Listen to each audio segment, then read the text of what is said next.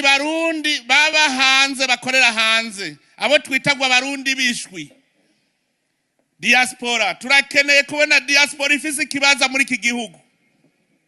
Turakeneye kubona abo muri diaspora ashitse koko ari umwana yisanga iwabo tukaborohereza no mu byo bakora.